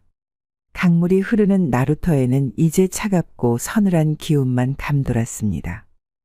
청명과 왈패들이 배 위에 오르자 배에 있던 사람들은 여전히 두려움에 눈을 내리깔며 침묵했죠. 청명이 노를 들자 배는 천천히 물살을 타고 움직이기 시작했습니다. 청명의 눈빛 속에선 알 수 없는 결의가 번뜩였습니다. 그녀는 노를 더욱 힘껏 저으며 배를 강물 한가운데로 몰았고 모두가 그 차가운 강물 속으로 무엇인가의 결말을 향해 조용히 흘러가고 있었답니다. 청명은 노를 힘껏 저으며 나룻배를 거친 강물 가운데로 몰아갔습니다. 그녀의 눈빛은 이미 삶과 죽음 사이의 경계를 뛰어넘은 듯 차갑고 단호했습니다. 강물은 거친 물보라를 일으키며 나룻배를 삼킬 듯 위협했고 왈패들은 처음엔 그녀의 이상한 행동을 이해하지 못한 채 어리둥절했죠. 인연이 배를 잘못 몰고 있잖아. 도대체 어디로 가는 거야? 빨리 방향을 돌려! 사또의 생질이 불안하게 외치며 청명의 팔을 붙잡으려 했지만 청명은 온몸으로 그 손을 밀쳐내며 더 강하게 노를 저었습니다. 인연이 미쳤나 봐. 강물에 빠져 죽을 셈이냐. 당장 멈춰. 만석군 막내가 겁에 질린 얼굴로 소리쳤습니다. 싸움꾼 왈패는 품속에 단검을 꺼내며 위협했죠. 당장 멈추지 않으면 내 목숨부터 끊어버리겠다. 그러나 청명은 이 모든 협박에도 꿈쩍하지 않고 싸늘한 미소만 지으며 말했습니다. 겁쟁이들, 지금에서야 무서운 줄을 아는구나. 내 놈들이 그토록 사람을 무시하고 짓밟을 땐 아무것도 두렵지 않았느냐. 오늘 내 놈들은 내 손에 모두 지옥으로 가는 것이다. 청명의 냉혹한 말에 왈패들의 얼굴은 핏기가 사라지며 공포에 휩싸였죠. 그들은 필사적으로 청명을 제압하려 몸부림쳤지만 이미 격렬한 물살에 휩싸인 나룻배 위에서는 몸조차 제대로 가누기 어려웠습니다. 이 미친년을 말려! 빨리 말리라고! 사또의 생질은 다급하게 소리쳤고 만석군 막내는 비틀거리며 뒤로 물러나다가 나룻배 끝에 부딪혀 물에 빠질 뻔했습니다. 그 모습에 싸움꾼 왈패는 더욱 격노하여 칼을 휘둘렀지만 배가 흔들리는 탓에 제 발을 베고 피를 흘리며 주저앉았습니다. 누가 좀 도와줘. 살려줘. 왈패들의 필사적인 비명이 강물을 따라 울려 퍼졌지만 이제 청명에게 그 소리는 아무 의미가 없었습니다. 그녀는 운명을 결심한 채 마지막 힘을 다해 나룻배를 더욱 거센 강물 가운데로 밀어붙였고 왈패들은 자신들의 최후를 예감하며 얼굴이 창백해졌습니다. 그 순간 그들은 자신들이 얼마나 무력하고 비겁한 존재였는지를 깨달았으나 후회하기에는 이미 너무 늦었답니다. 그 순간 나룻배는 강물 아래 숨어있던 바위에 그대로 부딪혔습니다. 엄청난 충격과 함께 배는 순식간에 산산조각 났고 왈패들의 비명과 함께 모두가 차가운 물속으로 사라졌답니다. 청명도 물속으로 깊이 가라앉았죠. 그녀는 물속의 차가운 감각 속에서도 왠지 모를 안도감을 느끼며 눈을 감았습니다. 한편 인섭은 강가에서 이 모든 상황을 멍하니 지켜보았습니다. 청명이 왜 자신을 밀어냈는지, 왜 그렇게 냉정했는지를 이제야 이해하게 되었죠. 그녀는 처음부터 이 모든 것을 결심하고 있었던 것입니다. 인섭은 필사적으로 몸을 일으켜 태묵이 있는 황참봉의 집으로 헐레벌떡 달려갔습니다. 태무가 큰일 났다. 청명이가 인섭은 숨을 가쁘게 몰아쉬며 태묵에게 자초지종을 털어놓았습니다. 태묵은 듣자마자 맨발로 집을 뛰쳐나와 강가로 달려갔죠. 인섭과 태묵은 강가를 미친 듯이 돌며 청명아, 어디 있느냐? 소리치며 찾아 헤맸습니다. 얼마 지나지 않아 태묵이 바위 틈에서 흐느적거리는 청명의 팔을 발견했습니다. 그는 빠르게 그녀를 끌어올려 강변으로 눕히고 필사적으로 그녀의 가슴을 두드리며 소리쳤습니다. 청명아, 제발 깨어나거라. 나를 두고 가지 말거라. 태묵의 절박한 목소리와 필사적인 손길이 마침내 기적을 만들어냈습니다. 몇 분 뒤 청명의 새파래진 입술 사이로 작은 기침 소리가 흘러나왔죠. 그녀는 간신히 눈을 뜨며 태묵의 얼굴을 바라보았고 태묵과 인섭은 깊은 안도의 한숨을 내쉬었습니다. 그러나 왈패들과 그들을 외면한 마을 사람들은 차가운 강물 속에서 살아남지 못했습니다. 며칠 후 악랄한 사또의 생질이 강물에 빠져 죽었다는 소식이 고을 안에 파다하게 퍼졌습니다. 사람들 입에는 침묵과 속삭임이 교차하며 누구도 드러내놓고 그 죽음을 안타까워하지 않았죠. 그런 자가 죽어 마땅하다는 눈빛들이 여기저기서 번졌습니다. 사또는 그 말을 듣는 순간 얼굴이 하얗게 질리더니 그대로 쓰러져 병석에 눕고 말았답니다. 그 죽음은 곧 사또 자신의 권위와 체면이 무너진 것과도 같았죠. 그는 방 안에서 아무도 만나려 하지 않고 밥도 제대로 먹지 않은 채 시름시름 앓기 시작했습니다. 관아의 하인들이 사또 나으리가 자다가 벌떡 일어나 생질 이름을 부르며 울더이다. 라는 수군거림도 돌았답니다. 이 소식을 전해 들은 황참봉은 저녁 무렵 태묵과 청명을 조용히 불렀습니다. 한참 동안 말없이 담뱃대를 빨던 그는 길게 한숨을 내쉬더니 고개를 저으며 말했죠. 사또가 이제 질알병을 하고 다닐 터이니 너희 둘은 이 고을을 떠나는 것이 좋을 것이다. 괜히 이 핏줄 어지럽힌 일로 다시 무슨 화살이 돌아올지 알 수 없지 않겠느냐. 안 그래도 눈에 가시 갔던 새놈이 없어졌다고 속이 다 시원한데 내 입으로 다 말은 못해도 너희 덕을 본 사람들이 한둘이 아니다. 황참봉은 두 사람을 한참 바라보다가 안주머니를 꺼내 손때가 묻은 두툼한 비단 주머니를 내밀었습니다. 여기 들은 돈이면 먼 고을 가서도 새 삶을 시작할 수 있을 게다. 사람 없는 데 가서 사람답게 살아라. 나한테서 받았다는 말은 하지 말거라. 내 너희를 생각하는 마음이지 체면 때문이 아니다. 그 말에 청명은 눈가가 붉어졌고 태묵도 허리를 숙이며 조용히 감사 인사를 올렸습니다.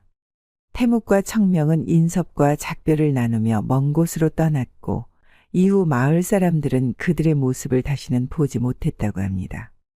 길가에 자리한 주막 하나가 있었으니 낮에는 피곤한 나그네가 발을 쉬어가고 밤에는 주머니가 묵직한 상인이 머물러 가는 곳이었답니다.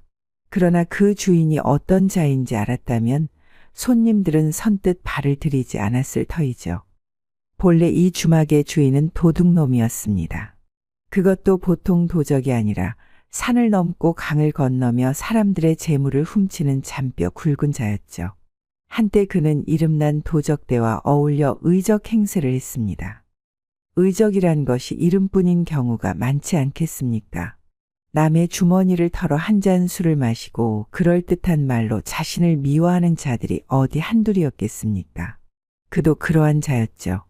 가난한 자의 몫을 챙겨준다며 폼을 잡았지만 정작 자기 배를 채우는데 더 혈안이 되어 있었습니다. 그러던 어느 날 그가 속한 도적 무리가 큰 한탕을 계획하였습니다. 지나가는 관리의 행렬을 습격하여 금괴를 털어보자는 것이었죠. 그러나 세상이 어디 그리 호락호락하겠습니까? 도적들이 사전에 정보 하나 잘못 물어 작전이 틀어졌습니다. 예상과는 달리 관리 행렬을 호위하는 군사가 여럿이었고 도적들은 일격을 당해 뿔뿔이 흩어지고 말았죠. 주막주인 또한 간신히 목숨을 부지하여 산으로 도망쳤습니다. 이놈, 내가 거짓 정보를 흘려 우리가 이 꼴이 되었구나. 도적 무리의 두목이 주막주인을 노려보며 소리쳤습니다. 제가 아니라 그 정보가 잘못된 것이지 않습니까? 제발 믿어주십시오.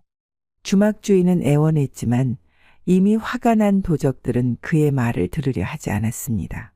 결국 그는 도적 무리에서 쫓겨났습니다. 동료라고 믿었던 자들이 한순간에 등을 돌린 것이었죠. 살 길을 찾아 헤매던 그는 어찌어찌 산을 넘어 작은 마을 근처에 다다랐습니다.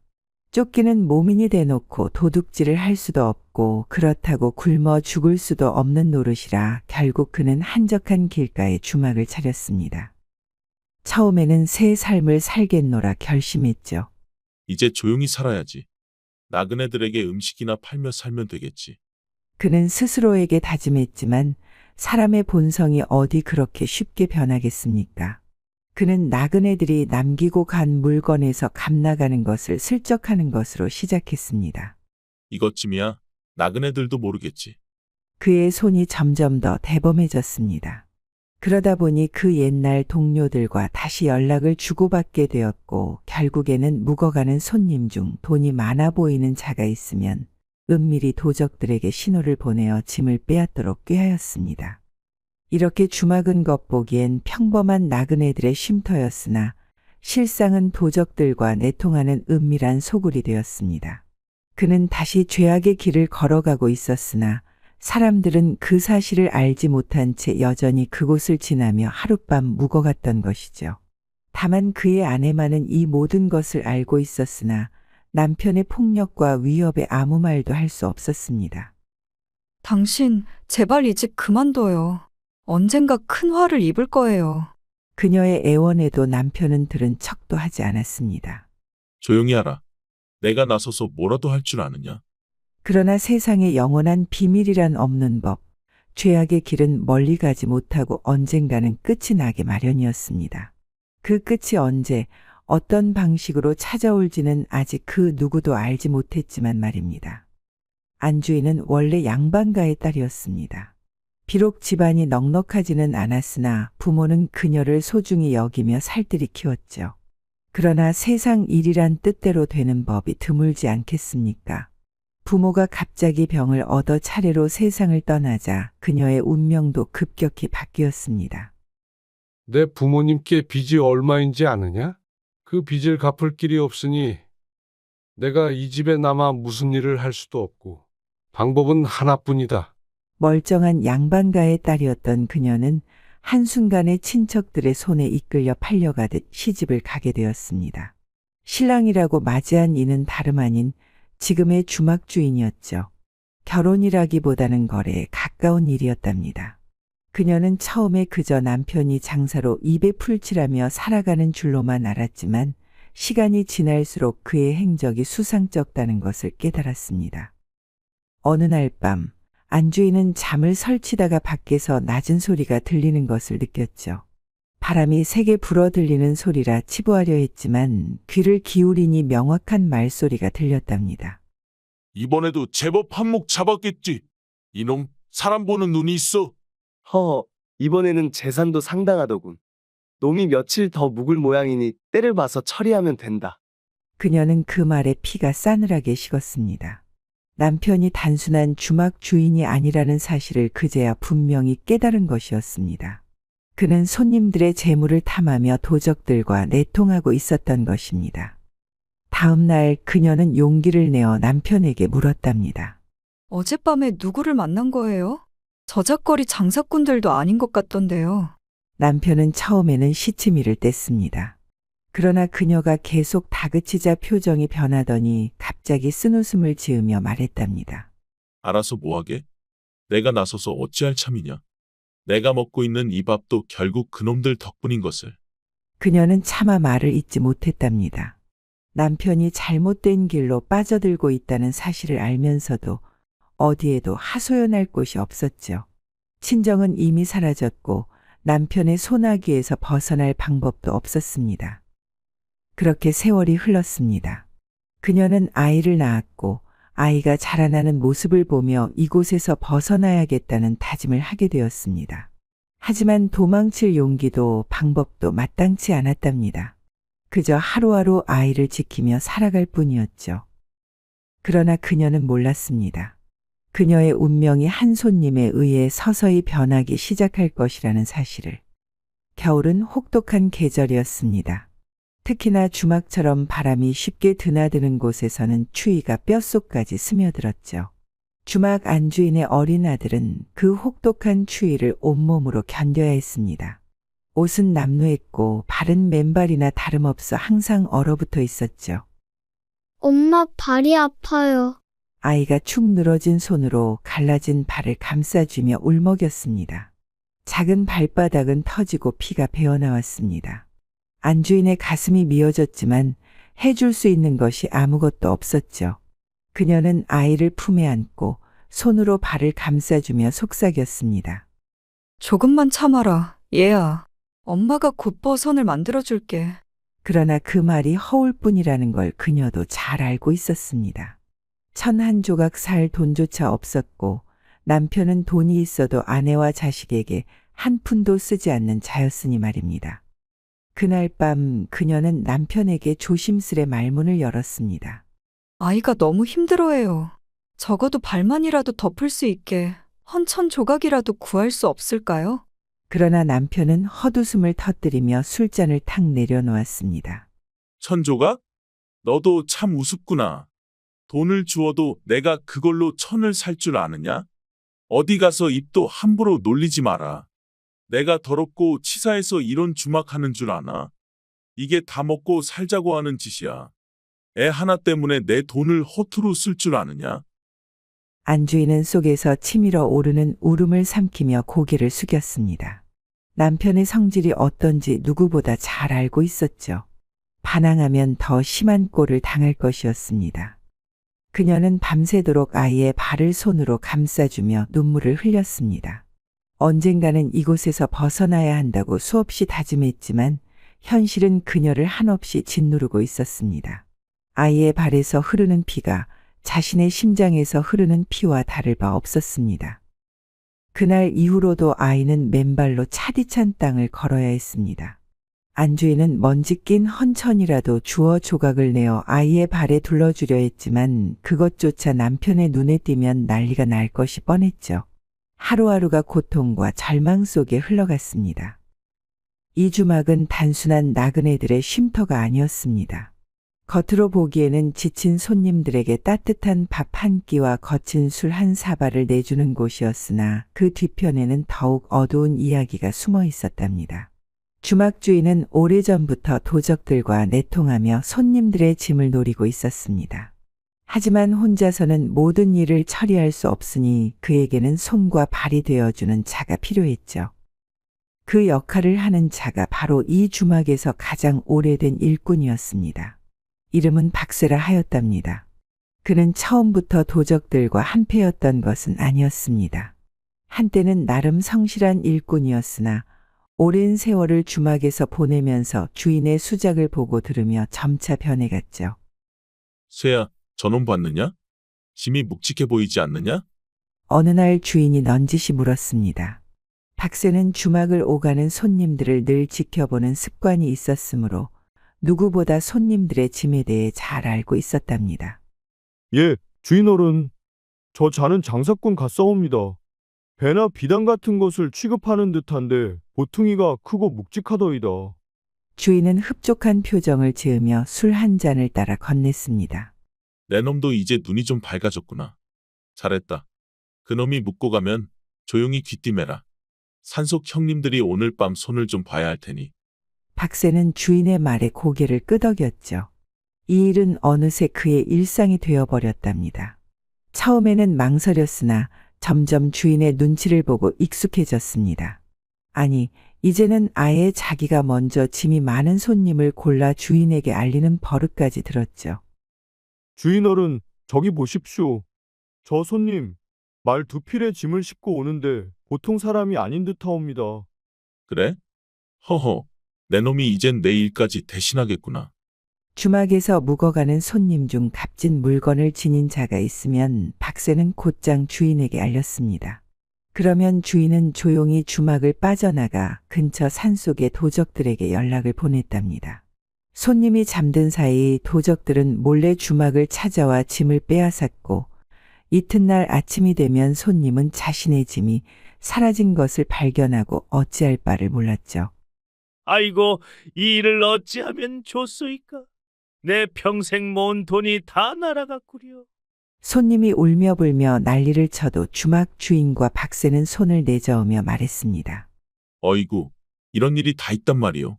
주막에 도적이 들었다니 세상이 흉흉하구려. 우리가 알았더라면 어찌 그냥 보고만 있었겠소. 손님이 관아에 가서 하소연하려 해도 도적들이 어디 있는지 알 길이 없으니 결국 해결될 리 없었답니다. 주막은 다시 조용해졌고 박새는 아무 일 없다는 듯 다시 술을 따르고 손님을 맞이했죠. 이렇게 주막은 은밀히 도적들의 손발이 되어갔습니다. 주인은 점점 더 부유해졌고 박새도 작은 몫을 받아 술을 마시며 그날그날을 보냈답니다. 날이 어둑어둑해질 무렵 먼 길을 달려온 한 손님이 주막으로 들어섰습니다. 헝겊으로 싼 커다란 보따리 몇 개가 말에서 내려졌고 낡은 옷을 걸친 손님은 길고 긴 여정을 끝마친 듯 털썩 자리에 앉았답니다. 여보시오, 주모. 따뜻한 밥 한 그릇과 술 한 잔 부탁하오.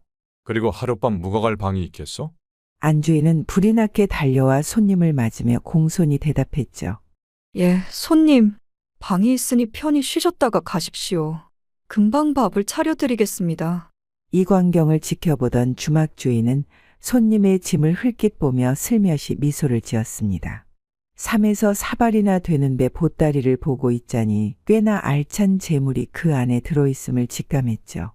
그는 박새를 슬쩍 불러 귀에 대고 속삭였습니다. 쇠야, 저놈 봤느냐?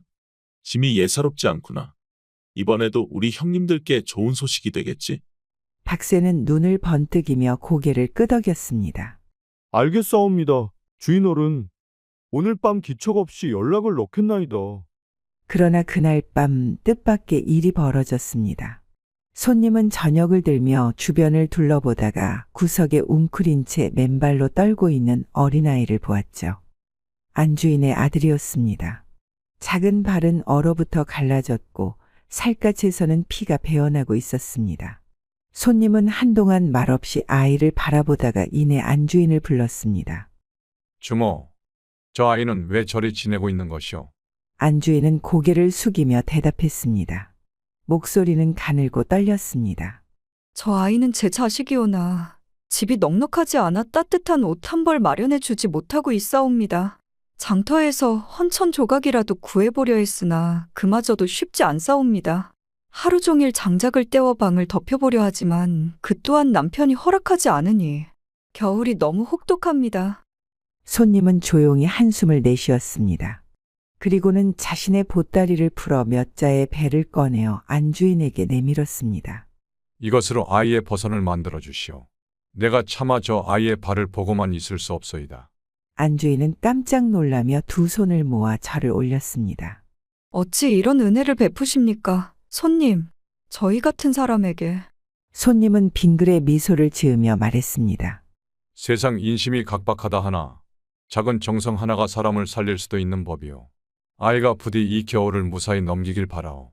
그러나 이 따뜻한 나눔 뒤편에서는 주막 주인과 박새가 속삭이며 모의를 하고 있었답니다. 이 손님이 그들에겐 또 하나의 좋은 먹잇감이 될 것이라며 말이죠. 안주인은 한동안 손님이 건넨 배를 가만히 들여다보았습니다. 아이의 발을 감싸줄 따뜻한 천이었으나 그 무게는 단순한 배가 아니라 한 사람의 선의와 온정이 담긴 것이었답니다. 그가 무심히 내민 이 작은 정성이 어찌나 따뜻한지 그녀는 한동안 그것을 쥔 손을 떨며 바라보았죠. 하지만 그녀의 가슴 한편은 얼음처럼 차가워졌습니다. 남편이 손님을 노리고 있다는 사실을 알고 있었기 때문이었죠. 그녀는 그동안 남편이 해온 짓들을 알면서도 침묵해왔습니다. 저항할 수도 없었고 어찌할 방도 없다고 생각했기 때문이죠. 그러나 오늘 밤은 달랐습니다. 이 손님은 자신의 아이를 위해 배를 내어준 사람이었고 그런 사람을 방관한 채 죽음으로 몰아넣는다면 그녀는 더 이상 인간이 아닐 터였습니다. 주모, 괜찮으시오? 손님의 부드러운 목소리에 그녀는 움찔하며 정신을 차렸습니다. 손님은 그녀의 표정이 어딘가 흔들리고 있음을 눈치챈 듯했습니다. 안주인은 서둘러 고개를 숙이며 애써 미소를 지었죠. 아닙니다. 손님. 너무 고마워서 이 은혜를 어떻게 갚아야 할지 모르겠사옵니다. 안주인은 손님이 준 배를 들고 조용히 부엌으로 향했습니다. 아이에게 줄 버선을 어찌 지어야 할지 고민하며 천을 매만지던 그녀는 문득 부엌 뒤편에서 작은 말소리가 들리는 것을 알아차렸습니다. 바람이 새어 들어오는 뒤틀 틈 사이로 남편과 박새가 나직이 이야기를 나누고 있었죠. 내일 밤쯤이면 좋은 일이 생기겠지. 쇠야, 손님께 더 좋은 방을 마련해드려야 하지 않겠느냐? 허허. 박새는 희죽 웃으며 대꾸했습니다. 예, 주인어른. 내일 밤이면 이 주막에 한 분 손님이 사라질지도 모르겠사옵니다. 그 말이 비수가 되어 그녀의 가슴을 찔렀습니다. 손님이 아무것도 모른 채 안심하고 있는 모습을 보니 차마 눈을 마주칠 수도 없었죠. 그녀는 다시 한번 망설였습니다. 이대로 그냥 있어야 하나? 아니면 이번만큼은 무언가 해야 하는가? 밤이 깊어질수록 그녀의 고민도 깊어졌답니다. 이제까지 그녀는 남편이 하는 짓을 모른 척하며 살아왔습니다. 자신도 어쩔 도리가 없다고 변명하며 어쩌면 이 모든 것이 자신과는 무관한 일이라 여기고 싶었죠. 그러나 손님의 선행 앞에서 이제 더는 외면할 수 없었습니다. 결국 그녀는 결심했습니다. 이번만큼은 손님을 살려야 한다고. 단순한 나그네가 아닌 선한 마음을 지닌 일을 이대로 두고 볼 수는 없다고 생각했죠. 그녀는 깊은 밤 조용히 손님의 방문을 두드렸습니다. 손님, 잠시 제 말을 들어주시겠사옵니까? 시간이 없습니다. 손님은 놀란 표정으로 그녀를 바라보았고 안주인은 마침내 입을 열었습니다. 이 주막은 안전하지 않습니다. 손님께서는 지금 목숨이 위태로운 처지이십니다. 더 늦기 전에 대비를 하셔야 하옵니다. 안주인은 깊은 숨을 들이마시고는 조심스레 입을 열었습니다. 손님께서는 아마도 모르셨을 것이옵니다. 그러나 이 주막은 결코 평범한 곳이 아니외다. 제 남편은 본디 도적이었으며 지금도 산속 도적들과 내통하고 있사옵니다. 손님의 눈빛이 흔들렸습니다. 그는 그녀의 말을 곰곰이 되새기며 낮은 목소리로 물었습니다. 도적이라 하셨소? 그렇다면 이곳에서 묵는 손님들이 위험에 처한다는 말씀이요? 안주인은 고개를 끄덕이며 말을 이었습니다. 손님께서도 이미 표적이 되었사옵니다. 제 남편은 처음부터 손님의 짐을 탐내고 있었으며 오늘 밤 도적들과 손을 잡고 손님의 짐을 빼앗으려 할 것이옵니다. 부디 대비하시옵소서. 손님은 입술을 깨물며 주위를 둘러보았습니다. 그는 나직에 한숨을 내쉬더니 단호한 눈빛으로 그녀를 바라보았습니다. 그렇다면 도망치는 것이 최선이요? 아니면 싸워야 하는 것이요? 안주인은 잠시 망설이다가 고개를 저었습니다. 손님께서 도망치셔도 길목에서 붙잡힐 것이외다. 그들이 이렇게 쉽게 사냥감을 놓칠 리가 없사옵니다. 또한 손님 혼자서 그들과 싸울 수 없을 것이니 다른 방도를 찾아야 하옵니다. 손님은 그녀의 말을 새겨들으며 천천히 고개를 끄덕였습니다. 그렇다면 다른 방도가 무엇이요? 주목해서는 이미 무언가 생각해 두신 듯하오. 안주인은 조용히 주변을 살피더니 낮은 목소리로 속삭였습니다. 손님께서 가지고 계신 문서가 있지 않사옵니까? 그것을 이용하여 도적들을 속일 방법이 있을지도 모르겠사옵니다. 혹시 이것이 도움이 될 수 있겠소? 관아에서 보낸 문서인데 안에 관리의 도장도 찍혀 있소이다. 안주인은 문서를 받아들고 한참을 바라보았습니다. 그러다 문득 그녀의 눈빛이 번뜩였죠. 손님, 이 문서 끝에 제 남편과 도적 두목의 이름을 적으십시오. 그리고 내일 아침 주막에 일꾼에게 보이시면 되옵니다. 손님은 의아한 표정을 지었습니다. 그리하면 무슨 일이 벌어지겠소? 안주인은 낮은 목소리로 속삭였습니다. 우리 주막에서 일하는 박새는 글을 잘 읽지 못합니다. 그러나 그는 도적들과 연락을 취하는 자이니 문서 속 이름을 보고 지명수배서로 착각할 것이옵니다. 그러면 제 남편과 도적들도 겁을 먹고 감히 손님께 해코지하지 못할 것이외다. 손님은 이 기막힌 계책을 듣고 잠시 생각에 잠겼습니다. 도망도 싸움도 아닌 계략으로 적들을 속이는 방법이었죠.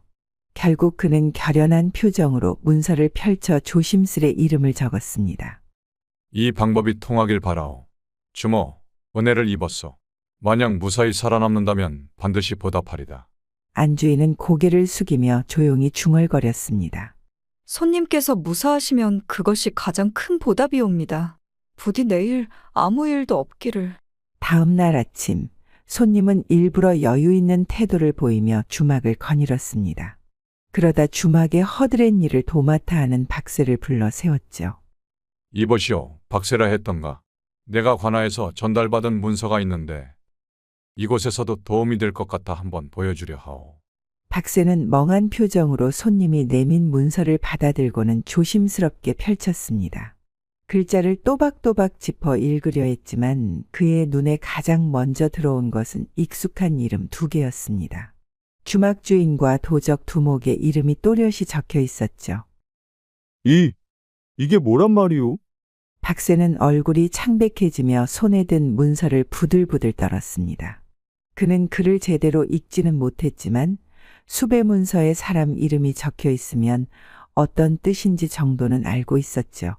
박새는 한순간에 식은땀을 흘리며 손님을 바라보았습니다. 이 자들을 보면 곧장 관아에 신고하라는 내용이요. 혹시 알고 있는 사람이요? 손님이 태연하게 묻자 박새는 더 이상 문서를 들고 있을 용기가 없었습니다. 그는 문서를 황급히 접어 손에 쥐고는 허둥지둥 뛰어나갔습니다. 주인어른, 큰일 났습니다. 그는 숨이 차도록 뛰어가 주막 주인에게 문서를 내밀었습니다.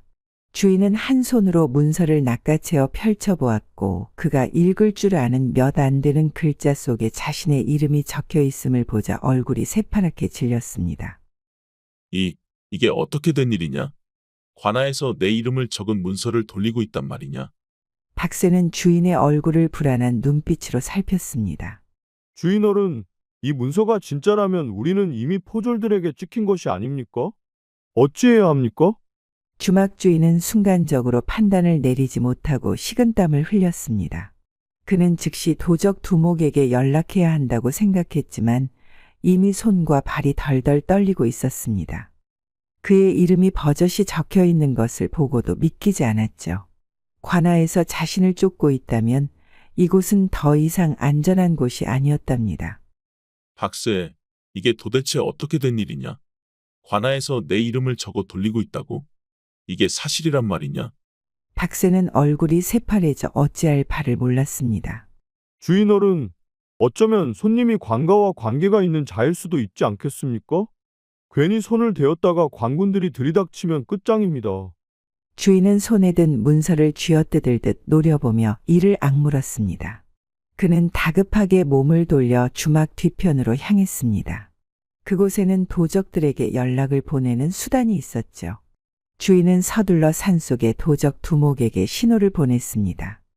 한시가 급했으므로 직접 산으로 올라갈 수도 없었답니다. 대신 몇 번의 특정한 횟수로 횃불을 밝혀 멀리서도 알아볼 수 있도록 신호를 보냈죠. 시간이 지나자 저 멀리서 대답하는 신호가 반짝였습니다. 얼마 지나지 않아 산에서 내려온 사내 하나가 그림자처럼 주막 뒤로 다가왔습니다. 그는 주막 주인이 가장 신뢰하는 연락책이었죠. 무슨 일이요? 주막 주인은 식은땀을 훔치며 낮은 목소리로 말했습니다. 두목께 전하거라. 우리 이름이 관아의 문서에 올랐다. 당장 움직이지 않으면 머리를 베이게 생겼다. 연락책은 깜짝 놀라며 표정을 굳혔습니다. 그는 불안한 기색이 역력한 얼굴로 문서를 한 번 더 훑어보았습니다. 뭐라고요? 관아에서 갑자기 우리를 추적할 리가 없지 않습니까? 주막 주인은 이를 악물며 속삭이듯 답했습니다. 틀림없이 누군가 밀고 한 것이야. 우리 짓을 아는 자가 관아의 정보를 흘린 게 분명하다. 그렇지 않고서야 어떻게 내 이름이 관의 문서에 오를 수 있겠느냐? 연락책에 손이 떨렸답니다. 그렇다면 우리를 쫓는 것이 단순한 뜬소문이 아니라 확실한 증거가 있다는 말씀이십니까? 그렇다. 지금 이 순간에도 관군들이 우리를 잡으러 오고 있을지 모른다. 늦기 전에 두목께 전하고 우리가 어떻게 움직여야 할지 결정해야 한다. 중요한 것은 지금 우리가 위험하다는 것이다. 어서 두목께 알리고 도적들을 모두 철수시키라고 전하거라. 더 이상 이 주막은 안전한 곳이 아니다. 연락책은 급히 몸을 돌려 산속으로 달려갔답니다. 한참 후 주막 주인은 초조한 얼굴로 주막 앞을 서성이는데 얼마 지나지 않아 산길로부터 또 다른 신호가 왔습니다. 도적 두목이 직접 명령을 내렸다는 신호였습니다. 그날 밤 산속 도적들의 은신처는 큰 소란에 휩싸였답니다. 도적 두목은 황급히 주막 주인과 부하들을 불러 모았습니다. 관아에서 우리를 쫓고 있다니 이곳에 더 머물러선 안 된다. 한시라도 빨리 흩어져야 한다. 누구도 붙잡혀선 안 된다. 산속은 문서 하나 때문에 난리가 났고 주막 손님은 주인이 없는 틈을 타 도망칠 준비를 하여답니다. 손님은 조심스럽게 방을 나섰습니다. 주막 안은 긴장감이 감돌았고 박쇠조차 주막 주인과 도적들의 동태를 살피느라 손님에게 신경을 쓰지 않고 있었습니다. 그는 허리를 숙인 채 뒷마당을 가로질러 말이 묶여있는 곳으로 갔습니다. 그 틈을 타 손님은 재빨리 말에 올라탔습니다. 조용히 말의 고삐를 잡고 어둠 속으로 사라지려던 순간 뒤에서 작은 목소리가 들렸습니다. 손님, 부디 몸 조심하십시오. 안주인이었습니다. 그녀는 아이를 품에 안은 채 문 앞에 서 있었죠. 그녀의 얼굴에는 고마움과 미안함이 뒤섞인 표정이었습니다. 손님은 그녀를 바라보며 조용히 말했다. 주모, 나는 떠나지만 당신과 아이가 걱정이요. 이곳은 더 이상 있을 곳이 아닙니다. 남편이 돌아오기 전에 떠나시오. 안주인은 눈을 감았다 뜨더니 씁쓸한 미소를 지었습니다. 갈 곳이 없사옵니다. 이곳에서 나가더라도 어디로 가야 한단 말입니까? 손님은 한동안 말을 잇지 못했습니다. 자신은 목숨을 부지하기 위해 떠나지만 이 여인은 여전히 이곳에 남아야 했습니다. 그러나 이대로 두고 떠날 수도 없는 노릇이었죠. 그는 잠시 고민하더니 품에서 작은 주머니를 꺼내 안주인의 손에 쥐어주었습니다. 이 돈을 가지고 도망가시오. 아이를 데리고 먼 곳으로 떠나 홀로 살 수 있는 곳을 찾으시오. 안주인은 그 주머니를 보며 한동안 멍하니 서 있었습니다. 손님이 떠난 뒤에도 그녀의 손은 떨리고 있었죠. 그러나 그녀는 아직 남편이 돌아오지 않았음을 알고 있었습니다. 그 시각 산속에서는 주막 주인의 얼굴이 시퍼렇게 질린 채 도적 두목 앞에 무릎을 꿇고 있었습니다. 이놈? 관아에서 우리를 쫓고 있다니 이게 무슨 말이냐? 너 때문에 우리가 죽게 생겼다. 도적 두목은 주막 주인의 멱살을 잡고 소리쳤습니다. 주막 주인은 필사적으로 변명했지만 이미 두목의 분노를 막기에는 늦었죠. 주먹이 날아들었고 그는 바닥에 나뒹굴었습니다. 다 내 놈 때문이다. 우리가 관아에 쫓기게 된 것도 내가 함부로 나그네를 건드려서가 아니더냐? 도적들은 주막 주인을 두들겨 패고는 그를 버려두고 떠났습니다. 피투성이가 된 채 주막으로 돌아온 그는 아내를 보자마자 분노에 찬 눈빛을 번뜩였습니다. 인연, 내가 나를 배신했구나. 내가 밀고 한 것이지. 내가 그 손님과 짜고 나를 죽이려 했지. 안주인은 더 이상 두려워하지 않았습니다. 그녀는 차분한 목소리로 대답했습니다. 나는 당신을 배신한 적이 없습니다. 하지만 당신이 내게 배신당할 일을 하며 살아왔던 것이겠지요. 그녀의 단호한 태도에 주막 주인은 순간적으로 말을 잃었습니다. 그제야 그는 자신의 처지를 깨달았습니다. 이제 그는 더 이상 도적들에게도 아내에게도 기댈 곳이 없는 처량한 신세가 된 것이었죠. 안주인은 아이를 품에 안고 조용히 문을 열었습니다. 차가운 밤바람이 불어왔습니다. 그녀는 마지막으로 남편을 바라보며 나지막이 속삭였습니다. 이제는 나도 떠나겠습니다. 당신은 당신의 죄값을 치르며 살아가십시오. 그렇게 그녀는 아이를 안고 어둠 속으로 사라졌습니다.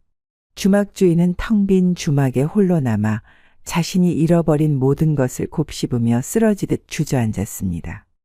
달빛이 희미하게 비치는 밤길을 따라 안주인은 조심스레 걸음을 옮겼답니다.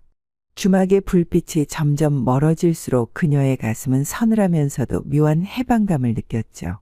더 이상 남편의 눈치를 볼 필요도 도적들의 음모에 침묵할 이유도 없었습니다. 그러나 자유를 향한 발걸음이 순탄할 리 없었답니다. 길목을 지나던 그녀는 갑작스럽게 나뭇가지가 바스락거리는 소리에 걸음을 멈추었습니다. 어둠 속에서 무언가 움직이는 기척이 느껴졌죠. 그녀는 본능적으로 아이를 품에 더 꼭 끌어안았답니다. 거기 누구냐? 낮고 거친 목소리가 어둠을 가르며 들려왔습니다. 그녀는 심장이 철렁 내려앉는 듯했죠. 도적들이 아직 완전히 흩어진 것이 아니었던 것입니다. 잠깐, 저 계집 어디서 많이 본 얼굴인데. 어둠 속에서 두세 명의 도적이 모습을 드러냈습니다.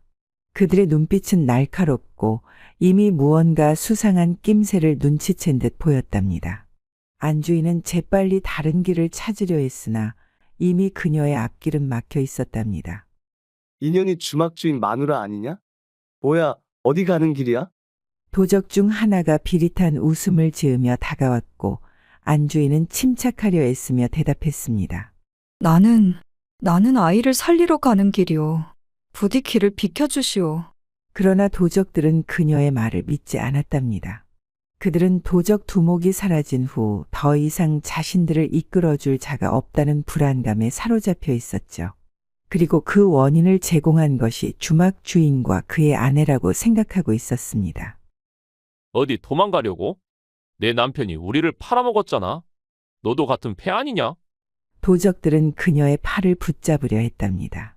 아이가 겁에 질려 울음을 터뜨렸고 안주인은 몸을 떨며 한 걸음 물러섰죠. 그러나 그녀가 어찌할 도리는 없었습니다. 필사적으로 외칠 수밖에. 제발, 우린 아무 상관이 없소. 내 죄 없는 아이만은 살려주시오. 그러나 도적들은 더 이상 그녀의 말을 들으려 하지 않았답니다.